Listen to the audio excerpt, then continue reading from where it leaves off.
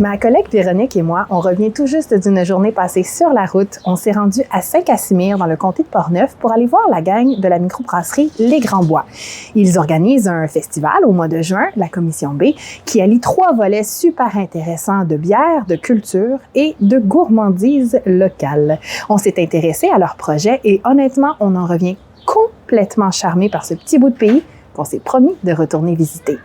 Voici notre périple.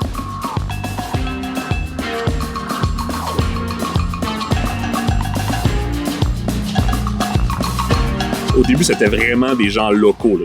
Les gens du coin, des amis d'amis. Même les brasseurs nous le disaient, c'est le fun de ce festival. Là. Les gens, ils posent pas trop de questions sur la bière, mais ils sont vraiment contents de la boire. Le line-up est impressionnant, oui, pareil. Comme, il y a des classiques, il y a Tête d'allumette. T'es là depuis le début. Tête d'allumette est là vraiment depuis longtemps. Mais on a des affaires un peu plus rares, comme Brett et Sauvage, qui est une brasserie de la Gaspésie, qui tu retrouves pas ça partout. L'île de Garde, Melon, qui sont des brasseries de Montréal, c'est des super bons amis à nous autres.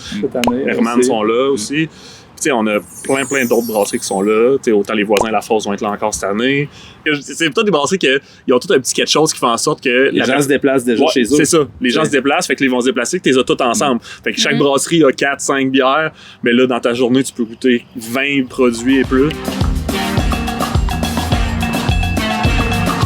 Ce qui est le fun avec le fait qu'on ait une entreprise brassicole qui est distribuée partout au Québec puis qui a une certaine renommée, c'est que les gens, peut-être on attire un peu plus facilement l'attention sur les gens de l'extérieur. Ça permet de faire rayonner la région parce qu'il y a plein de bons artisans, de producteurs agroalimentaires dans le coin. Il y a Cynthia qui font vraiment de la qualité en termes de viande. Ça fait des années qu'ils sont là. Puis, dès la première édition qu'on les a invités, ils n'ont jamais lâché après. Ils nous disent toujours que c'est leur meilleur festival de l'été. On a Yves, le casse-croûte Saint-Caz, qui s'est équipé. L'institution du village.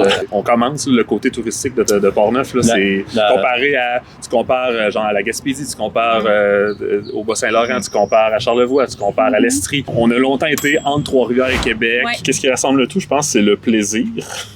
On aime ça recevoir les gens chez nous. Le monde aime ça, je pense, venir aussi. C'est rien de compliqué. Prendre le temps de s'arrêter une fin de semaine puis de célébrer l'arrivée de l'été. Cette année, on a mis le festival pile au solstice. Fait que ça sent la cérémonie.